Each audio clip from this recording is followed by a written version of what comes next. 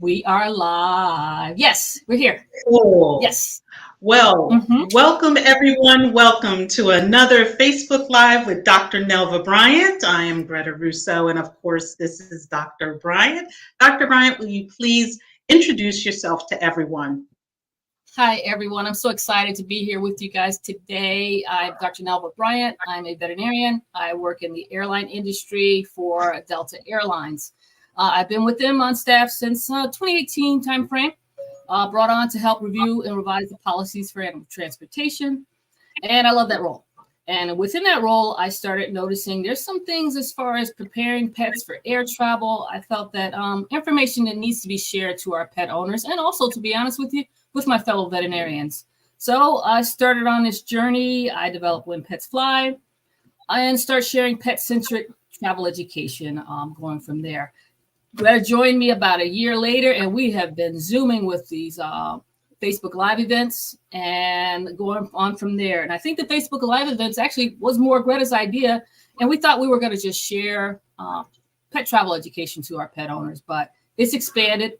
We have touched upon, really brought on different stakeholders, as I always say, in the animal transportation industry, just different aspects, things to help prepare pets for air travel. And I'm sorry, not just pets, other animals, because we have folks on here talking about zoo animal transportation. We just recently had someone talk about wildlife trafficking, which was a very interesting talk. So go back and listen to that one if you haven't. We've had, Dr. Boaz Mann talk about the brachycephalic breeds and the surgical repair that's needed in them so that they can actually breathe better and do better during air transportation in some instances too. So we've got a lot going on here. Before I keep going forward, though, Greta, you are my backbone to a lot of things I do. Can't do it without you. So please introduce yourself and say more than just, I'm Greta Russo. No, tell us more about you. Hi, everyone. I'm Greta Russo, and I do take care of the marketing and social media for Dr. Bryant and just help out wherever I can. I am the resident cat parent on the show, and I'm really enjoying the ride and the wonderful people that we are bringing on here and creating relationships with, because together it takes all of us as a community to really ensure that this world changes so that we all try to create a world that's safe and healthy, and that our pets and animals are safe and healthy. We are just starting the third year of Facebook Live with Dr. Nelva Bryant, and I cannot believe we have close to 100 episodes. I have to find out how many exactly, so we can celebrate our 100th episode like they do on TV.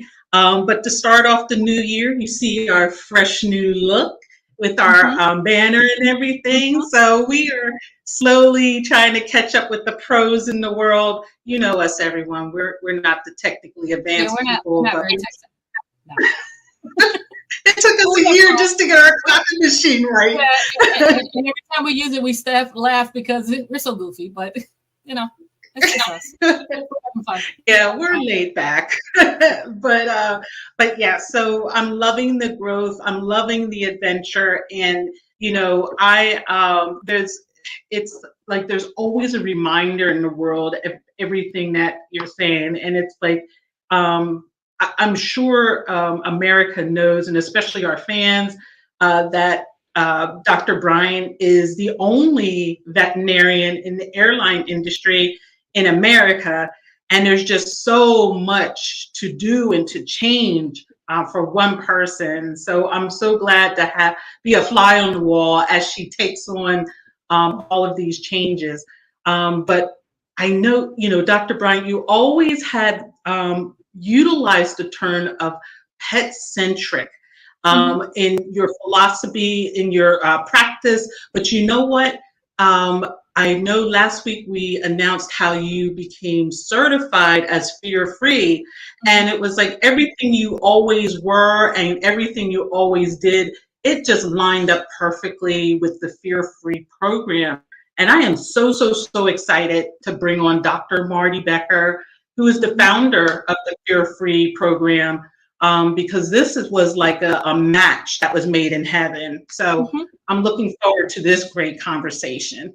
Oh yeah, it's going to be a great one. And we were introduced by Dr. Boaz Mann, basically the specialist for repairing the brachycephalic obstructive airway syndrome in these particular breeds. Dr. Boaz Mann does laser surgery and removes the elongated soft palate in them and opens up the nostrils so they can breathe better, and is doing some amazing work down in Florida. But we had the pleasure of getting that introduction to Dr. Becker through him. So I'm very thankful for that. Yeah. You know, speaking of Dr. Boaz Mann, we had the unfortunate news that was last week. The poor baby who died, I forget what airline it was, but he died as a French bulldog in flight. And, you know, now that, you know, we know that Dr. Boaz Mann is there as a solution to poor, you know, flat breeds, we have to constantly reiterate that he is a solution for them, because I you know, she, like you mentioned, she said it was the change in the seat.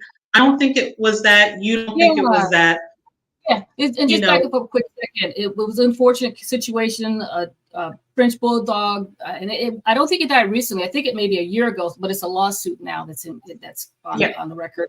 But the dog, the pet owner was removed from first class to another class seating, and the dog died when it was in the other class seating is the main thing. And I think they're saying because of the fact they moved it, it died. Is they're saying there's a reason why it died. But it just makes you wonder, how is that possible just to be moving seats for that to be a thing? True enough, flight for them is stressful, but how is it from changing seat to seat going to cause a pet? It had to be something inherent within that pet. And it makes me think more about the conversations we've had with Dr. Boaz Mann regarding the brachycephalic obstructive airway syndrome. Very common in these breeds, brachycephalic breeds, French bulldogs, English bulldogs, pugs, Boston Terriers, and the list goes on. If they have, if you have one of those breeds and they normally have difficulty breathing in routine settings, exercise intolerance, imagine when they're stressed, what's going to happen. You need to get that assessed prior to transport. Now, one thing, these breeds are embargoed, meaning they're restricted for transport by cargo, but there's no restrictions for it going in cabin, but it doesn't mean that it's okay. You know what I'm saying? They can still they're restricted by cargo because the airline industry or the Department of Transportation actually deemed that certain breeds don't do well for being transported by cargo. So based upon the number of deaths that happened over the years, airlines have adopted to restrict these breeds because during transport, it could happen. There's no one to assist them during transport in a cargo hold. So how is it restricted in cargo, but if they're in cabin, they're still exhibiting the same responses. They're same environment, but they're with the pet owner. So still there's a risk. People need to realize that there's still a risk. As the pet owner, you have to pay close attention to these types of breeds because, you know, besides, of course, everything stems from not being able to breathe, but these breeds themselves overheat easily. And, you know, pet parents are so quick to throw clothes on these dogs. And, you know, they don't need to wear a coat or a sweater on a plane inside a crate. That might be too much. And you have to keep an eye on these things. Yeah. And another thing to add on that too is, you know, remember I always talk about the IATA compliant crates, proper ventilation, just how they're done. You know, IATA actually also has standards for the soft-sided carriers. They have standards for them as well to make sure there's ample ventilation. A lot of these soft-sided carriers on the commercial market. Now, I'm not talking about your Sherpa, because Sherpa is good, but I'm talking about some of the other ones that are lower quality. I can see it. They don't have the adequate ventilation that's needed for them. So you put them in there, and it's almost like a bag, and there's not proper ventilation, and they can suffocate that way too, or not get ample ventilation. Well, when I say not suffocate, but oxygen.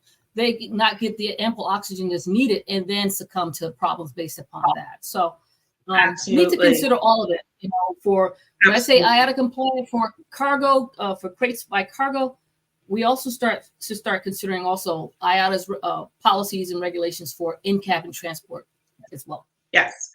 And, you know, to help the viewers, on the web, When Pets Fly website, and you click on the tab, Dr. Bryant's favorite things, you will see the crates and the carriers that we recommend.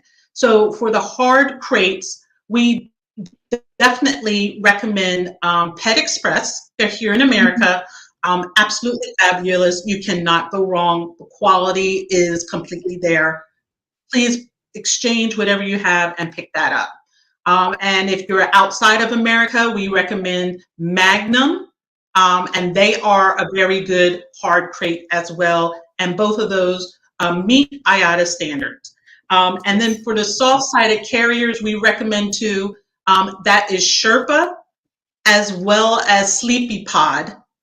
And both of those are high quality and they both meet IATA standards. So please, we always are going to reiterate that the best thing you can do for your pet when you're traveling is to start with a crate, a carrier that becomes their home, their happy place. And if it's good quality crate or carrier, then you don't have to worry about it breaking. You don't have to worry about it tearing. And that alleviates half of the problems that can come up down the line with a less efficient carrier or crate. Yeah.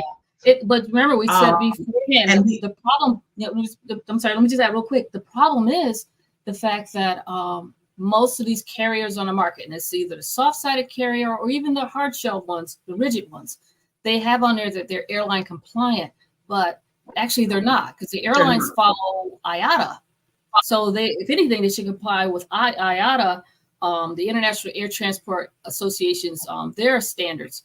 And so that's the problem, unfortunately. And there's not many of the IATA compliant crates on the commercial market. You mentioned Magnum, yes. You mentioned Pet Express. And then for the soft-sided ones, yes, with the Sherpa and the, I forgot the other one, I'm sorry. But still, those are the solid ones that definitely meet the requirements, and you need to consider purchasing those for the safety and welfare of your pet during transport. So anything that's cheap and easy, flimsy, fall apart, easy to put together, no. Even double doors, no. You don't want that during transport with a pet going by cargo happening. Wasn't there something else that happened that you said that was some dog got looser? This week, what's hot on the social media is that there was a pup that got loose from its crate onto the tarmac.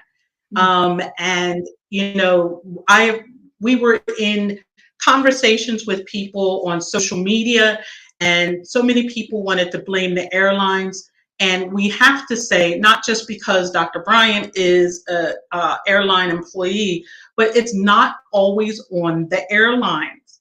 It starts with having the proper crate, the proper carrier, because if your dog, even a cat, if your dog can break out of a crate, that has nothing to do with the airline. You did not have a proper crate in the first place. So that's why we're going to continue to reiterate.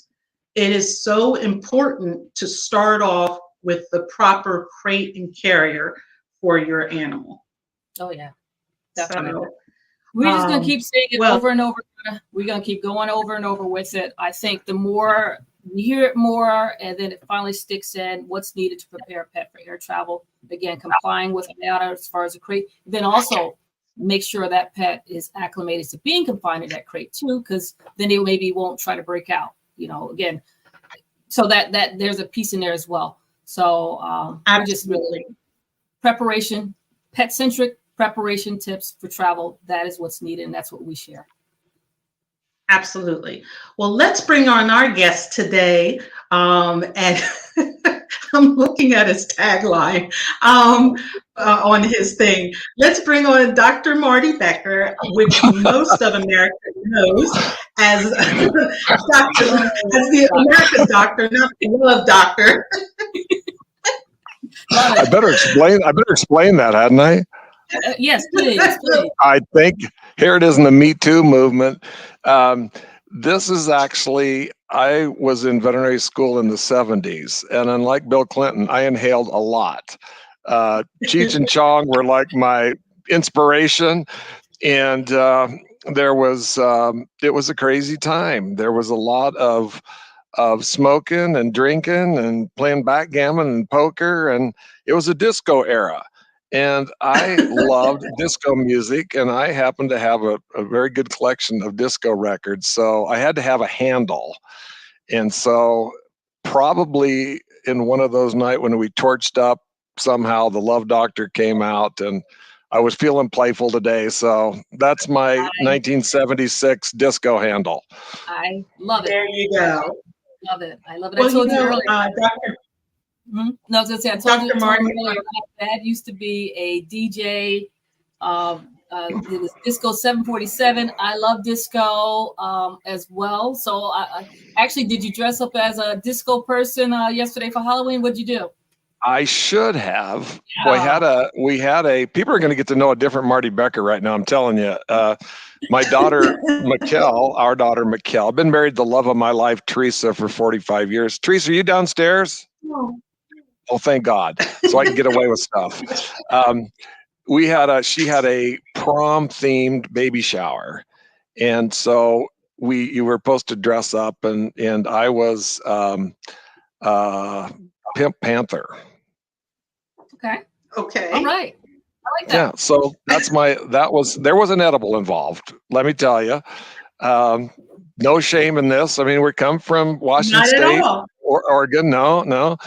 So that helped fuel my performance that I have. But listen to you guys. It's so.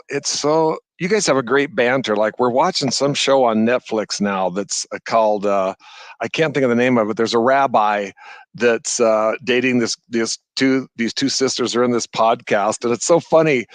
We've been hooked on it, eye guzzling, or fell into the show hole of this darn miniseries.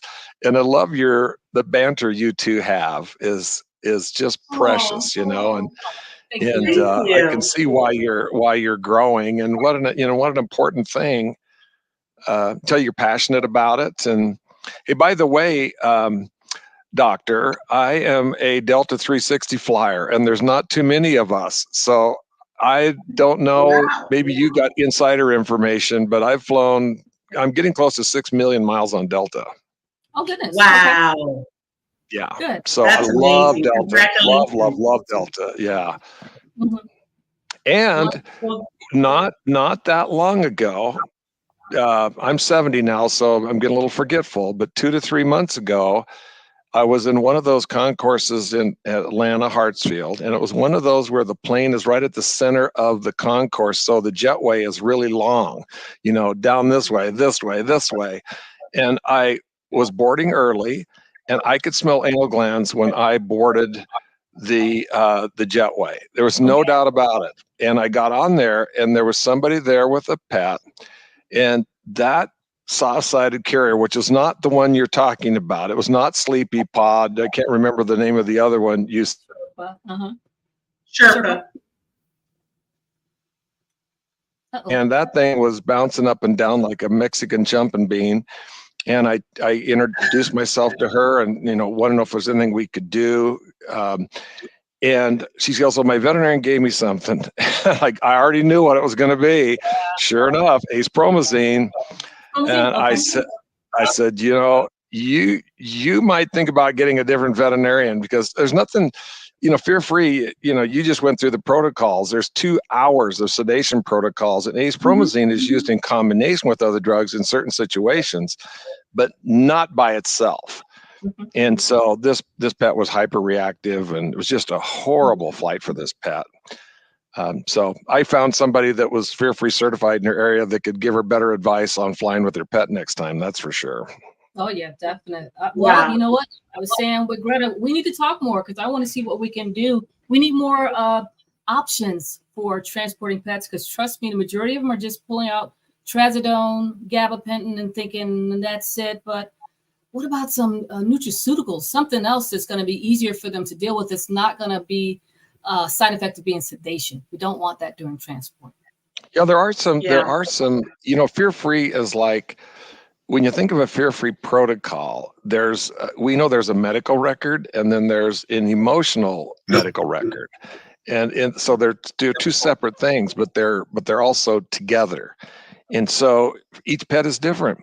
Some pets, like we've got 2 dogs here. My daughter's got a bunch of dogs, and one of them, when you go to trim their nails, it use Celio, oral dexmedetomidine, works really well. There's another one that we've been trying different CBD products, and there's not any really good research. Peer-reviewed research is very expensive. So we're at the point now where there's some research, and you almost got to kind of try it and be objective about it that you see it. And so we've got one that does really good on a CBD product, and one with a combination of a calming cap. Looks like a fly mask on a horse, like looking through a screen door with some pheromones, does really well. And these are in different really high stress situations, going to the veterinarian, going to the groomer, going thunderstorms, fireworks. So it depends on some of them multimodal things work, and other things those sedation protocols, some of those you've got to do and do a trial dose, of course. Try the stuff first, and then not on the first plane ride, but it might be the car trip to go see somebody over Thanksgiving and see how it works. Yeah. You know what? I'm loving what you're sharing with us, but you know what? We didn't introduce you yet. So let's let Greta introduce you, and we can jump back in it, because we want to. I mean, you're the love doctor we see, but we want to know. Let's know more about you. Yes, and we want everyone to understand the topics we're talking about with Fear-Free. So let's do our normal introduction. We just got so excited, we went right into it. So I'm excited to introduce someone who needs no introduction in the veterinarian world, Dr. Marty Becker.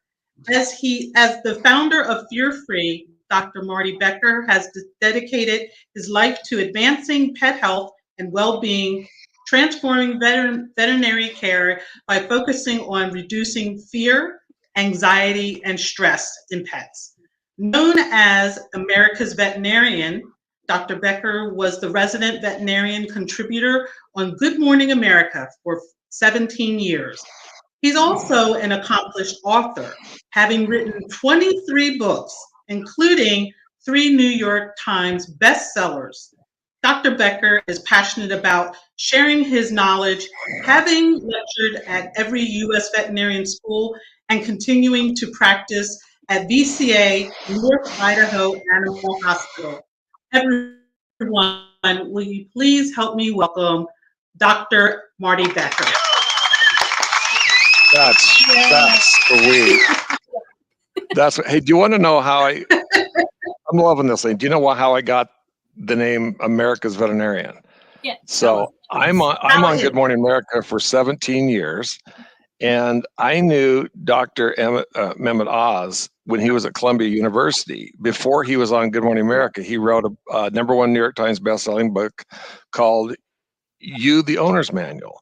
And I wanted to write Your Dog, the Owner's Manual, and Your Cat, the Owner's Manual. So I went and met him up there, got to know him. Then he was on Good Morning America, and he was so good at media that Oprah had him on and started using him, and she would introduce him as America's doctor.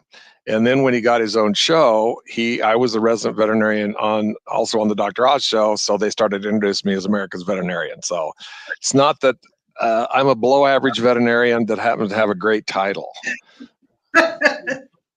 Well, after 17 years on Good Morning America, I assumed you got it because of that, but that's a great story. Why don't you tell us, well, you already started telling us about yourself, but please tell everyone about Fear-Free so that they know exactly about your great program. So how does this, by the way, the Just for Men I've been using on my hair doesn't seem to be working too good. Probably tell, somebody the other day told me I looked like a geriatric Captain Kangaroo, and I thought, that was a good one. That was a darn good slam. So how do I end up being America's veterinarian and founding Fair Free? So I'm literally a farm and ranch kid from rural southern Idaho. When you think Idaho, you think Idaho potatoes, and that's one of the crops we raised. We had dairy cows, beef cows, and raised beans and hay and wheat and barley and corn and also potatoes. And here it was. When I talk a tiny town, I had 23 kids in my graduating class. So we're talking a small town. And I've had people ask me before, well, you seem to have natural leadership abilities. Did you have leadership positions in school? And I'm like, well, yeah, class president, student body president, captain of the football team, blah, blah, blah. I just don't tell them there's only 23 kids in my class. So pretty much by default, you had some good positions.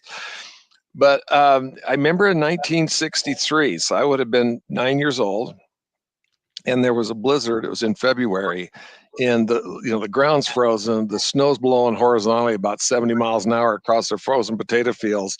And Luke, the Labrador Retriever, was an outdoor dog, and he had a utilitarian role. He herded cattle. At that time in my life, we hunted, so he retrieved ducks. He guarded our stuff. He would alarm bark when people would drive down the lane. And he lived in an old calving shed, and he was intact, which means he was not neutered. And he was chained up every night because he'd run off to go visit his girlfriend at one of the neighboring farms. And I asked my dad if we could bring him inside, and he's made for that weather, Well, he resisted, I persisted, and he said, tonight only. He said, on the porch, on the linoleum, and when it quits snowing, he's got to go back outside. Okay. So linoleum, for those of you that aren't as old as me, is vinyl flooring. And Luke had never been on something that slick.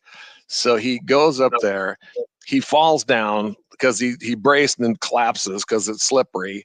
And he infantry crawled over to the kitchen because there was people looking outside from the kitchen. And I still remember he looked his head and he looked one way and he looked the other way and was like, man, this is nice in here.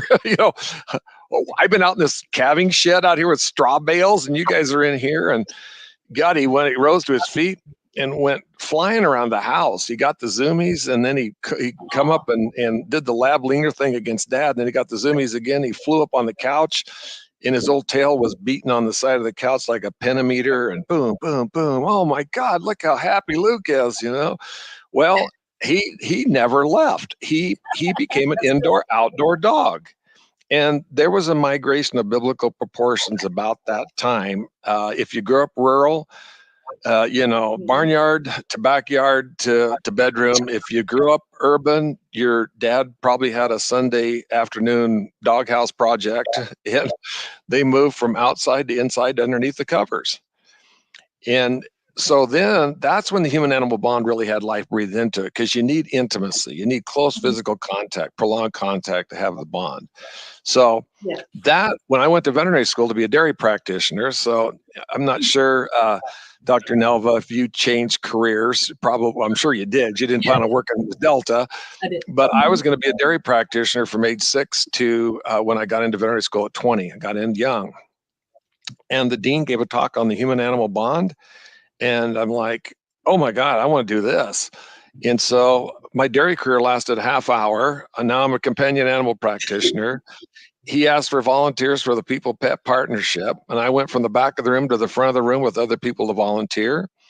And that appreciation of the human animal bond. He was a person that coined the term the human animal bond. And the Bustad Award, the most prestigious awards named for Dean Bustad.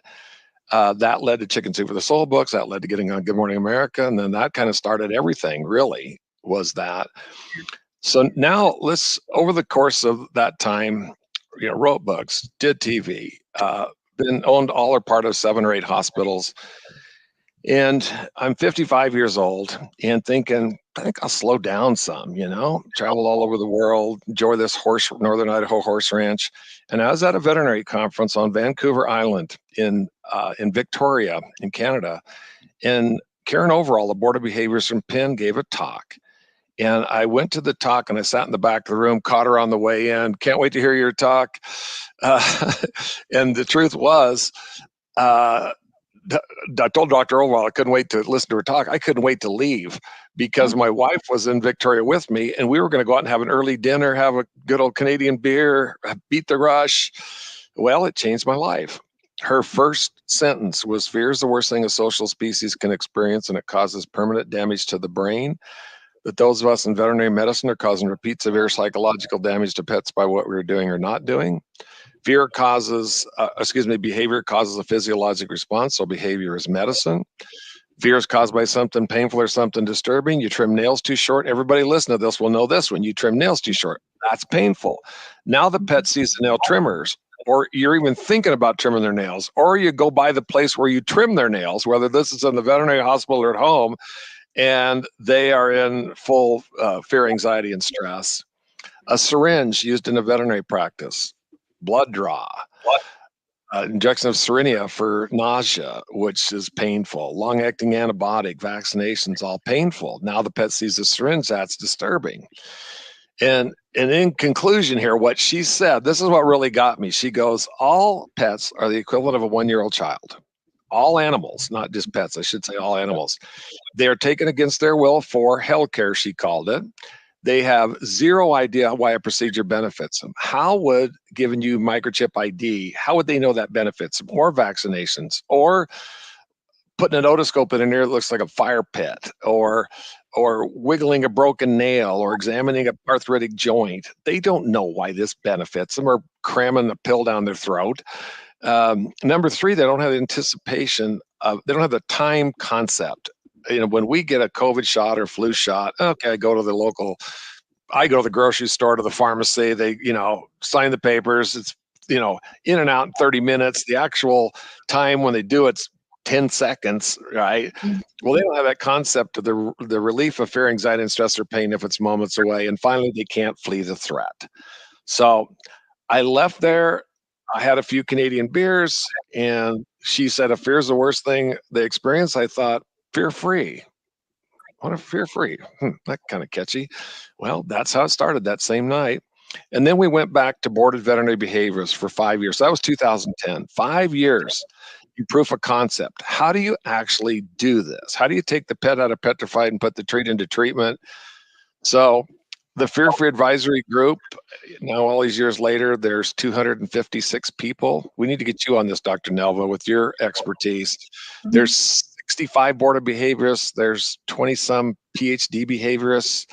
There's ethologists, the head of ethology at MIT, Brian Hare, the head of animal cognition at Duke, Alexander Horowitz, the head of animal cognition at Columbia. There's animal handling experts. There's 12 boarded anesthesiologists, subject matter experts, and I tell you names, but nobody knows them except you and I, like the top Tams in gastroenterology, for example. And one superstar, one gifted person of the whole group that's truly gifted, and that's Temple Grandin. So Temple Grandin is Fear-Free's head of animal welfare. So here we are. Now we launched in 2016 as an online education company, and we have 400,000 people certified. We have people in 120 countries. And then there's Fear-Free certified practices. There's 515 countries now. And then I promise I'm going to take a breath and stop here. There's 173,000 shelter personnel have completed a 5-hour online course. All 300 AVMA accredited veterinary technician schools now require Fear-Free certification of all students. And about 3/4 of the veterinary schools now require Fear-Free certification of students. So Dr. Nelva and I learned restraint, which is harsh and designed to protect people. And now they're learning Fear-Free, which is designed to protect animals. And it's everybody wins. The pet wins, the pet parent or the producer wins, the practice team wins, the profession wins. And if you want a sneak preview, I said that was last thing. We're now taking this to food animals, and I'll tell you, within 2 to 3 years, you will see a brand new food category in grocery. Organic started in 1972 in Oregon with the Oregon legislature, has been another food category in 50 years. And you will see a food category at grocery and restaurants from animals that had what's called a life worth living. They got to experience behaviors positive for the species. Wow. Wow. That's amazing. That's awesome. Yeah. Awesome. I am happy to hear that you're going to be in the veterinary schools because, as you could say, yes, I was brought up during the era where we restrained animals, pets or whatever animals. And I'll just say during the training modules, I self-reflected and thought about all the things that were done in the past that actually I unfortunately did to, in my mind, practice veterinary medicine of trying, I thought was the best interest of the animal, but wasn't really that necessary in the long run, as far as what it put it through. Hey, Nelva, or Dr. Nelva, because when you said that, I want to ask you a question. So I have no special gifts, truly. What's my role in Fear Free? I have the ability to help popularize something. I did that with the human-animal bond, so I'm part of that. A network and passion. Those are the three things I bring. But I was stretching cats out into 2 zip codes before Fear Free. Trust me, I don't have something like I was this lone wolf. And Greta, in your introduction of Dr. Nelva, there were people like Dr. Nelva. You take Dr. Sophia Yin, a pioneer in low stress handling. There were boarded behaviorists. There were people that already were doing this in their own way. There were some early adopters and some pioneers, but there just weren't the protocols and the way to teach it in a systematic way and then expand it, right? So, Nelva, do you ever thought about certain pets that you thought back that whether it was this for nail trims, that there was the Pilotex restraint and we got their nails trimmed and then they all of a sudden, my God, I lived, and they roar out of the practice only to be brought back into a place that they had a near-death experience six to 8 weeks later. Did it make you think of specific pets when you went through that, or were you just thinking of more of harsh restraint in general? Well, you know what? I can just tell you my first experience in practice, getting out of vet school, the practice I worked, I just thought all the cats were mean. I didn't understand why they were mean. And I can look back and see how the practice owner would manhandle all of them. And, that actually I really didn't have a good feeling about it personally. I don't like to see pets manhandled and doing all these extensive things in a sense, to restrain them. I have a problem with that and everything. So if I saw it often, after a while, I was like, actually, I didn't stay at that practice long. Because as folks know, as fellow veterinarians or new grads coming out, your first practice will impact your career. It can actually have a negative impact on you if you're not careful. So I didn't stay in that practice long because I didn't like that experience of just watching that. So, but yeah, just be careful with that. I noticed that there, and then over time, I actually, in instances where, say, some pets were aggressive, I just decided that I wasn't going to put myself or my staff in harm's way. So if they were that aggressive, then we can't treat them today. And that's how I left it, because I said, it's not worth it. I was like, yes, we have insurance, but no one pays for my pain and suffering.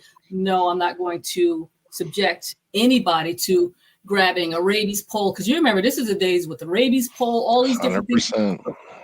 I just said, I'm not going to do it. If another veterinarian wants to try it, they can try it, but I'm not going to put myself in that type of danger. So that's how I got out of it. And you know what? I used rabies pole. We had, matter of fact, technicians still to pass they have to show the use of a rabies pole, and it's still one of the requirements. But it's so funny now that you know differently, it's fear-based aggression in almost all cases. In the amygdala, this little tiny thing that sits deep in the brain. Amygdala is Latin for almond. It's tiny. How the heck that thing can store all these negative memories? I think all of us remember my dad was a manic depressive and alcoholic. He remembers them fighting, threatening divorce, car accidents, my wife having a breast tumor, granddaughter having RSV virus. There's all these things in there. And for these pets, we don't know what happened to them. And a lot of them get them from a shelter. So it's like going into a movie halfway through. Or we don't know specifically, were they scared of one exam? Did the lift table wobble? And because animals' worst fear from birth is the fear of falling. And so what have we done all these years? Lift them off their feet and put them on elevated slippery table. So their primal fear is falling. And then the worst thing is, this is same for people or pets, is surviving a near-death experience. You're really traumatized, and then put back in the same place over and over again. And luckily, we now, where we thought of sedation as a last option. Now we think of sedation as a first option. And the board of behaviorists and the board of anesthesiologists have a mantra: sedate early and often. And even in the practices that don't do fear-free, there's nobody certified or anything. That's why you see so many cats on gabapentin now, and they can have a really good experience going in there. It's like, just think of it like taking, a couple glasses of wine, or taking an edible, going somewhere. I mean, it's pretty amazing, but there has to be there's a lot of different variations, and you kind of touched on that earlier. There's so many different sedation. If this one didn't work, we're going to try this, and if this didn't work, we're going to try this one. But your thing about retreating now, in the past, I graduated in 1980, so what is that, 45 years next year of practice. If we had a pet that was difficult, we just take it in the back, and you could either put it behind a door, you'd get a rabies pole, you'd throw the magic meatball to them that was a sedation thing. We get it done. But now, if those fear, anxiety, and stress levels rise up, I say one of two things. I say, so we stop and pause and see if we can get it to go back down. If we can't, let's come back another day a different way. Or I stole this from another veterinarian in Fort Mill, South Carolina. She says, I'm not going to sacrifice your pet's long-term emotional well-being for the convenience of getting this done today. And some people are going to go, oh my God, I've never sedated a dog, just trim its nails. I've had dogs for 40 years, or Doc Blank did it. Well, there's other people that'll do it that way. We don't do it that way. But for the ones whose pets now, the clinic I work at, in introduction, VCA North Idaho Animal Hospital, 85% of the cats go in there, take a treat that aren't sick or injured. 85%. So when you're going to a vet clinic and the cat is taking treats, or your dog is waking up, it comes in, it's calm, and when it's done with surgery, we put little baby booties on it that we use in preemie babies. So the pet's in little baby socks, and they're cradled in a fleece blanket that's infused with pheromones, and that's what we text you that your pet's out of surgery. Oh God, I feel so good, and they show everybody. So yeah, you'll lose some, but you gain 10 times as many once they see there's a difference. I want to bring up something though for veterinarians. I think it's probably the younger veterinarians, but I think, in my experience, I do occasionally do part-time with Banfield. It's more corporate veterinary medicine. I think veterinarians are kind of under pressure sometimes to perform at a certain level, and it kind of goes against some of the fear-free procedures in a way. Because it's like, you got to do this, you got to do this, you got to make a certain quota sometimes on the amounts and all this other stuff that happens. But then if you can turn them away and all this stuff, so it doesn't always fit. But what I say in those situations is, though, as a veterinarian, our goal really is to do what's best for that animal. So I would rather focus on fear-free. For those of you listening, Dr. Nelva doesn't speak with fork and tongue. Dr. Nelva is speaking gospel truth here. Their veterinarians are typically, by the way, just for listeners, if you want to make money, so you've had the dream of doing different things, you think, but I want to make money. Don't become a veterinarian.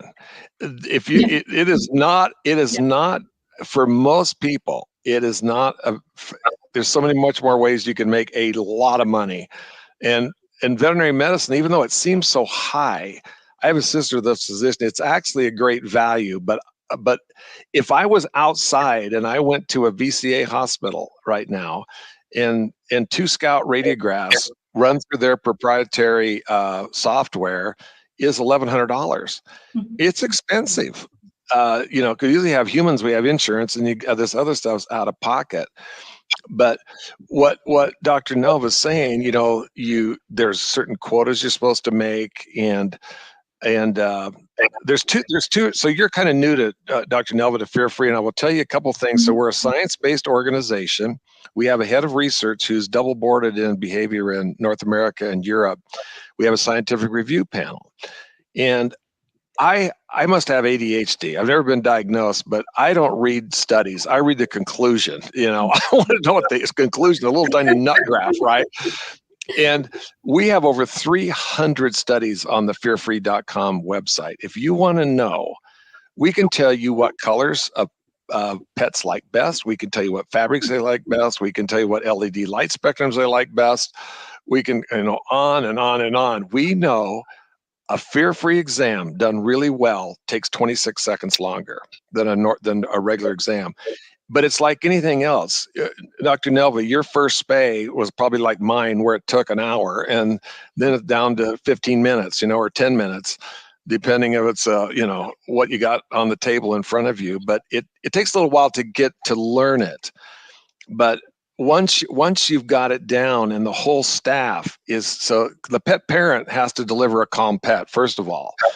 And then going from, you know, so they got to come to the front door of the calm pet, and we've got to get them into the exam room, from the front door to the front door of the exam room calm. And then in the exam room, they got to be calm. And so you always keep, it's like Jenga, you know, you can't pull these blocks out, you know.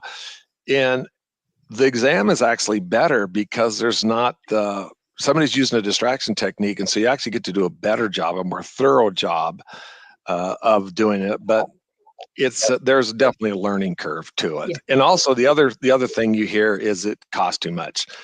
Okay.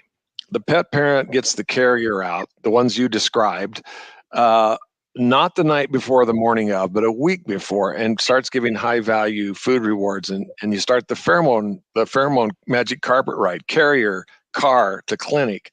You preheat or pre-cool the car. So you don't go, right now today, the high is 43 degrees in northern Idaho. We don't go from 70 to 43 to 70 at the vet clinic. You go 70, 70, 70. You play an exact channel of Sirius XM, Apple or iTunes, Pandora. We tell you exactly what music to play on the way in. The carrier is covered on 3 sides to reduce visual stimuli. I'll shortchange a little bit. You get to the clinic, you kind of like what we did this pre-COVID. You wait in your vehicle. That's the waiting room till it's your turn to be seen. Then you come in. There's not a bunch of other pets and people. Once you get in there, you're not going to be put up on the table very often. There's non-skid surfaces. There's calming music playing. We know what music they like. There's Himalayan salt blocks and little waterfalls in the exam rooms at North Idaho Animal Hospital. So it kind of creates a spa-like experience. We let the pet relax into the room. The pet parents reading, you know, we're going to use hushed voices. Dr. Becker, I'm real open about having depression, but when Fear Free first started, you know, I'm like, Greta, tell me again why you're in to see me, and I'm listening. And Greta, what were you hoping we could do today? You were hoping for a cure, accurate diagnosis, and alleviation of pain. Greta, of the things we talked about, what's most important to you? I have these ways I've learned over the years to communicate. But people are like, is he really depressed? God, he's so quiet. Because normally I'm the love doctor. I'm excited, right? So we want them to learn, what is different here? What is these pheromones? What is this music? Why are we avoiding direct eye contact? Why are we examining cats from the tail forward rather than their nose backwards? Why are we bringing the procedures to the pet? Why are we going to maybe recommend products to calm your pet? So it's pretty cool once you see it in action. And there's quite a few, Nelva. Dr. Nelva Banfield did a study with us looking at practices in a metro. Like, I'm sure they probably have several in the Atlanta area. They looked at practices that were Fear Free certified, Banfield, against ones that weren't Fear Free certified. there was a 50% reduction in injuries to people. And Banfield has great data through their PetWare program, great statistical data. So it's you match up with your oath to prevent or relieve animal pain and suffering. There's fewer injuries. It's better medicine. Steve Ettinger, who, it's funny, most students don't know who Steve Ettinger is anymore. He's the editor of the textbook of Veterinary and Pet. He's like God to us. He served as Fear Free's chief medical officer. Why is it better medicine? The vital signs are more normal. If I see a cat that has a dramatically increased heart rate, but it's calm, might be hyperthyroidism. The physical exam is more normal. These pets are limping at home, or they touched him, the pet cried out or turned around, tried to bite, or the cat was screaming, comes to the clinic, and it's you can't reproduce it because they're in the fight or flight response, flooded with cortisol. Right. Well, if the pet is calm, we could limps at home and limps in the clinic. The diagnostic tests are so much more normal. When a pet's in the fight or flight response, we get something called the leukocyte shift. So the body's prepared for battle. It squeezes red blood cells out to fuel the oxygen. It squeezes out white blood cells to fight infection if there's a wound. It squeezes out glucose to fuel the flight. Well, what if the pet is calm and it has a dramatically increased white blood cell count? What if the pet is calm and has increased blood glucose? It might be pre-diabetic. So, yeah. And lastly, and where there's a study that's embargoed that's going to show, because we know this in human medicine, if you don't have immunosuppression, which comes from fear, anxiety, and stress, or the fight or flight response, or the flooding of cortisol, if you don't have that, you got dramatically increased healing and recovery. So remember, all these veterinary schools are requiring fear-free certification. It's easy to attract, develop, and retain people. It's highly profitable. And best of all, it makes practice fun again. Like, Nelva, how old were you when you first wanted to be a veterinarian? How old were you? I wanted to be since 8 years old. 8 years old. That's been the dream. And do you remember, what do your parents tell the story? What do they say? Nelva did what?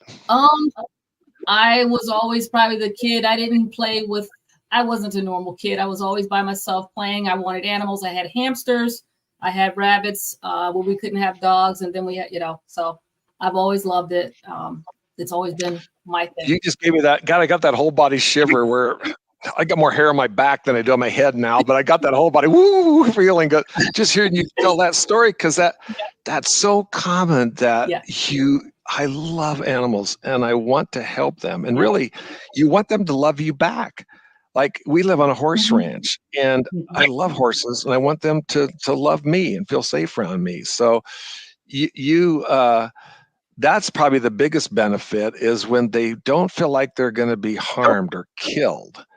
When they really know that, hey, I go in there, I don't have to get up on a table. I get food rewards in there that I don't get anywhere else. I get, like, when I practice, I was practicing last week, my go-to are churu paste. And anybody listening that's a pet parent or a veterinarian, this stuff is unbelievable. It's in a little tube like a yogurt tube, CHURU, is whipped cream. And people are like, oh, they like whipped cream? Duh. Do you go to Cup at Starbucks? I mean, these pets go crazy over whipped cream. You get little tiny ice cream cones at the grocery store or Amazon, the little tiny ones, and you fill it with whipped cream, and they close their eyes and they're licking this stuff.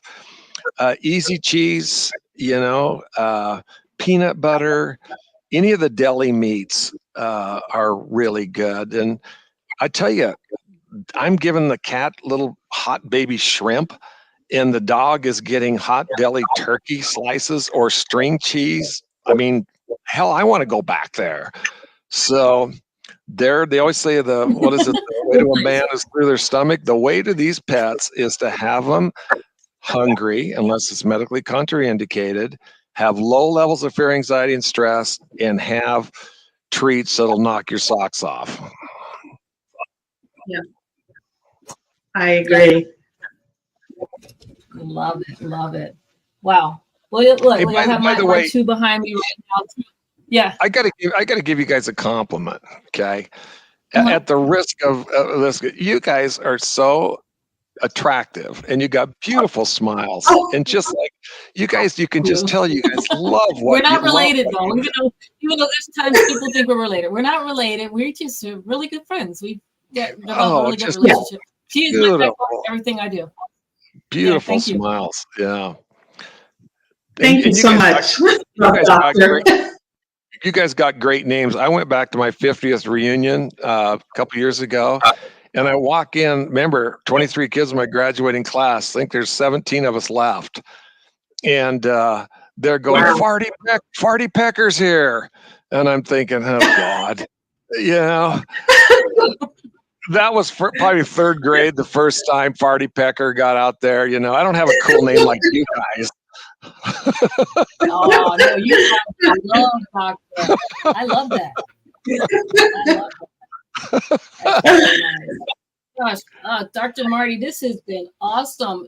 Is there anything else, actually, anything new on the horizon? Actually, you know what I want to share also about Fear Free that folks may not know.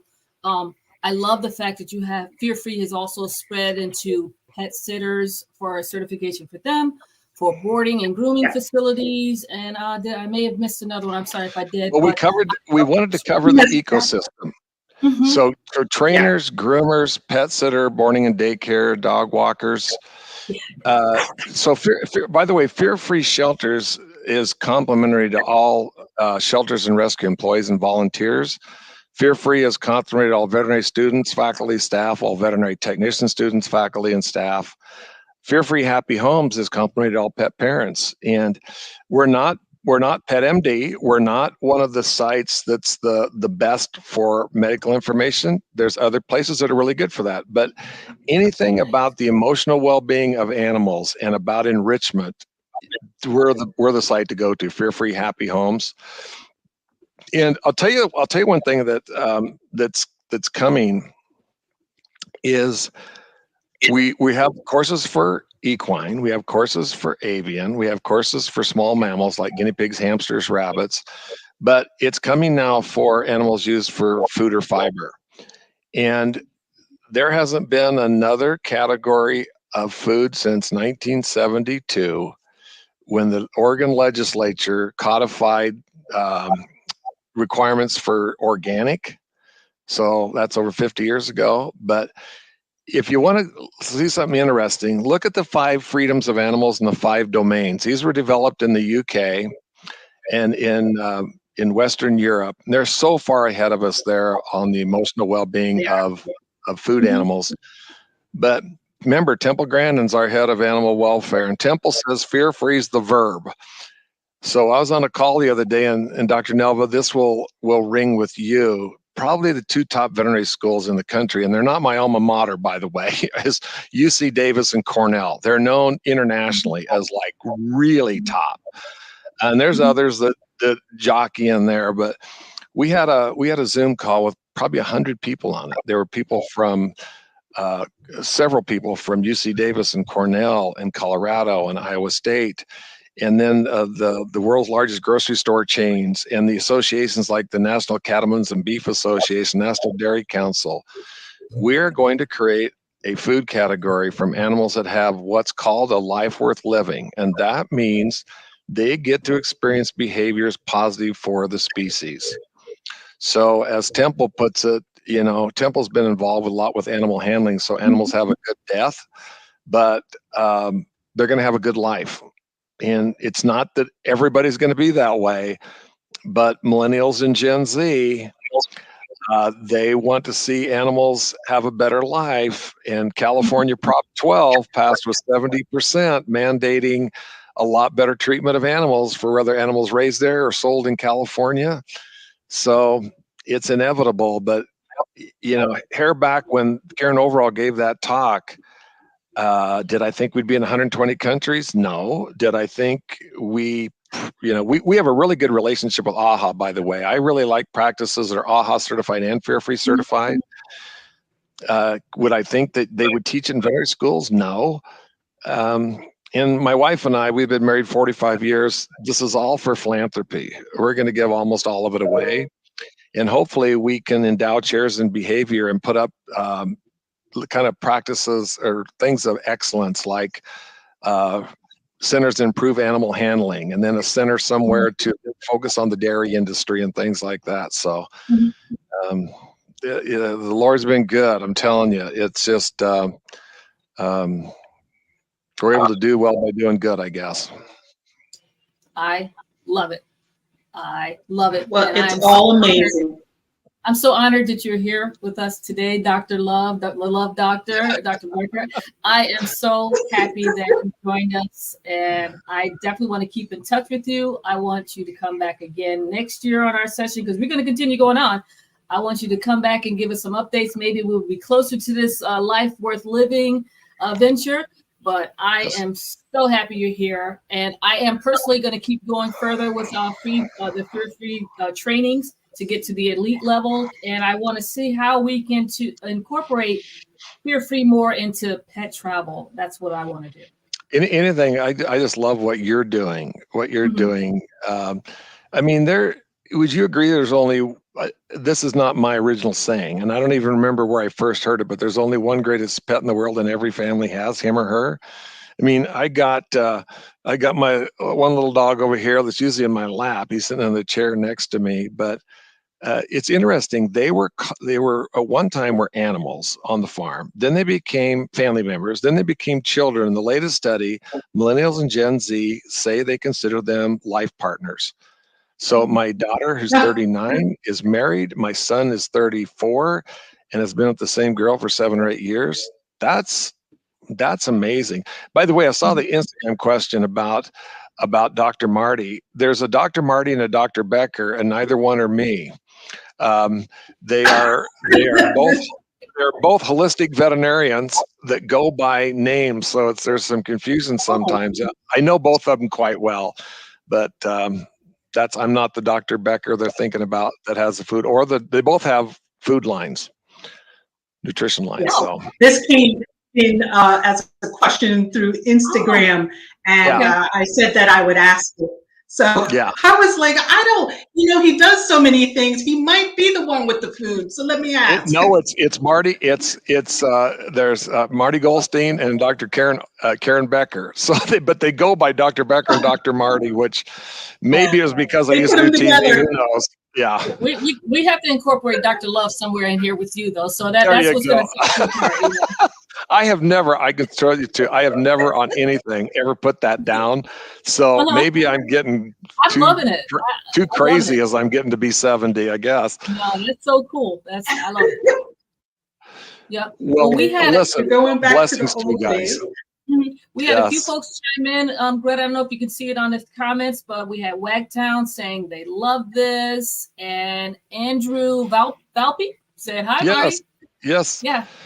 Yeah, love Andrew. He's our head of marketing, and great guy. I love Wagtown too. You know what? It's just veterinary medicine. People don't realize there's only 60,000 of us that are companion animal practitioners. We wouldn't even. I was watching the Jets play Houston last night, and we wouldn't even fill one of these NFL stadiums. It is such a tiny sorority fraternity, And really, really blessed to meet you, Dr. Nelva and Greta. So thank you for having me on. Well, we'll have you again, though. Thank you so much. I appreciate you being here. Yeah. Yes. Hey, by the way, if you guys ever want to have on, I was just going to say, we're going to make sure we bring you back next year. Yes, and if you want to have on the second sexiest, I'm the sexiest veterinarian in the world. But if you want number two is Evan Anton. Do you know Evan Anton? Look up Evan Anton. He's the second sexiest veterinarian alive? He's the second. Yeah, we fight all the time. And then there's Quan Stewart. Do you know Quan, the street vet? Yes, I do know Quan. The one CNN's Hero of the Year. He's a good friend. Yes. And then there's Hunter. And then they fight. So he fights with Hunter Finn, who has the most followers on TikTok. And then Adam Chrisman. You know Adam? Well, Adam is a very handsome man. Yes, he is. Yeah. Yes. So, I mean, I let them fight it out. I got one, and they can fight for the scraps. Yeah. It doesn't matter what they say. You're still number Absolutely. one. Oh yeah. I mean, that's just like they all agree with that. But if you don't know any of them, if you ever want to connect with one of them, I'm sure they'd love to be on your show too. But they always kind of bring a little different spin to stuff, and right. Yeah. No, no. I know Adam will actually be on in December. Yeah. Mm-hmm. Oh yes. Mm-hmm. Well, you'll have to tell Adam. You'll have to ask Adam who the world's sexiest veterinarian is, and he better answer correctly. There's going to be big problems there. But if you guys take a look at Evan Anton, you're probably going to go, I think he is number 2. Okay, I'm gonna look him up. I don't know. I don't know Hunter, but again, Adam is coming on. Actually, the next couple of weeks he'll be with us. Hunter has the largest audience of any veterinarian on TikTok, and he's really shy. He's really a shy guy, but he does really well in person. He's shy, but does really well on social media. And Evan's been on TV, written books, and his really expertise is. He's a companion animal practitioner, but he's a wildlife guru. So he spends a lot of time in Africa. Really fascinating. But well, you know what? I need to look them all up. It'd be great to have them on and get their perspective on something. I'm sure we can make it related to animal transportation somewhere. So get their spin on it. I'm also good on tanning tips. If anybody needs stuff for self-tanning products, the subtle way to get your hair back dark again. I mean, I kill that stuff, Okay, we'll keep that in mind. I can't even take it myself. But that's a good thing, So full of it. All right, you guys. Blessings to you. Love it. Thank you so much. Have a good weekend. Well, I want to thank you for joining us and all of our audience. For joining us, please follow Adam. Please follow Dr. Marty Becker on the websites we have listed, as well as his social media that is scrolling across our screen. This was a fantastic conversation that we had with Dr. Becker. Is there any last minute things you want to say, Dr. Bryant? No, I am just so thankful for him being with us today and just enlightening us on the history of fear-free, sharing more information about it, how important it is. And I would encourage all of my fellow veterinarians who have not done the training, please do it. I just did it recently and it was very enlightening for me. So please join that basically the movement, fear-free. That's where we need to be. Absolutely.